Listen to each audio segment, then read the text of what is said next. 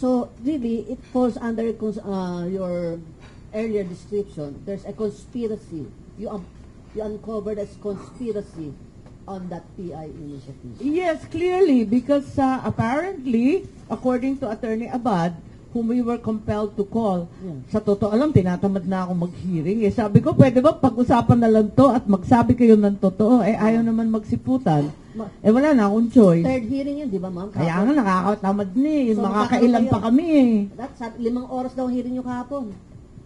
Yung 5 oras, parang 5 taon. Ang tagal eh. Ang hirap kaya. Parang nagpupunos ng ngipin. Ano ba yun? Will there be another hearing? Ay, nako. Marami kasing natutuklasan. Yung sinasabi ninyo na nag-umpisa magsinungaling, walang katapusang sinungaling, nag-web of lies na nga siya. Ngayon, may mga pangalan na lumalabas. Kasi, nung tinawag nga si Attorney Tibayan ng BIR, wala palang record yung donor's tax ng 55 million sa TV ad. Na magtatanong ka, in the first place, kung People's Initiative, bakit kinailangan ng TV ad? Di ba galing nga sa madlang people?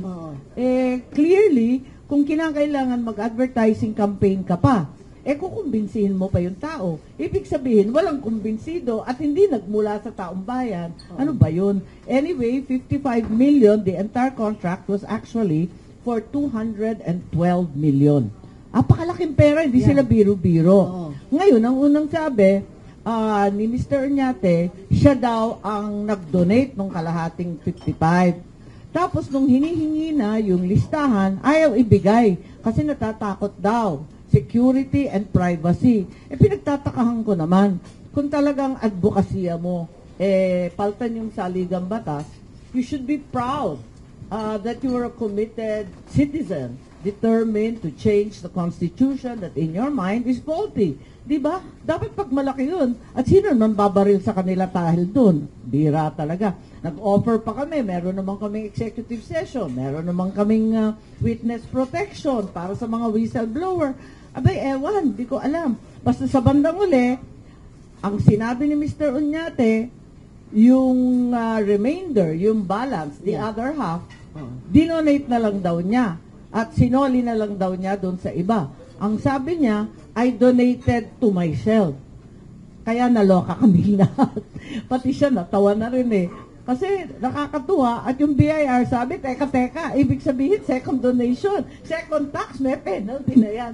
Ang gulo. So ang gulo. Pati yung mga date, hindi tumutugma. Kasi yung kontrata, December 29, 30-day period para magbabayad ng buwis. Wala pang record yung buwis.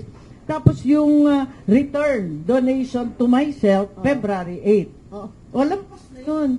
Hindi nga tumutugma yung mga date, ang gulo-gulo. You mean to say, ma'am, yung 212 na total contract, sabi nila, yung 8 weeks na yon hindi na daw sinunod. Kasi ito palang PI na to, phase 1 pa lang ito. Marami pa pala siyang phase. So yung contract... Kasi tinatanong nga namin, bakit yung EDSA Puera ad, wala namang kinalaman sa economic provision? Isa lang yung EDSA Puera. Oo, kasi 8 weeks pala yan, naka 1.5 week lang yata, parang ganon. Oo. So, paano yan? Ano yan? Yung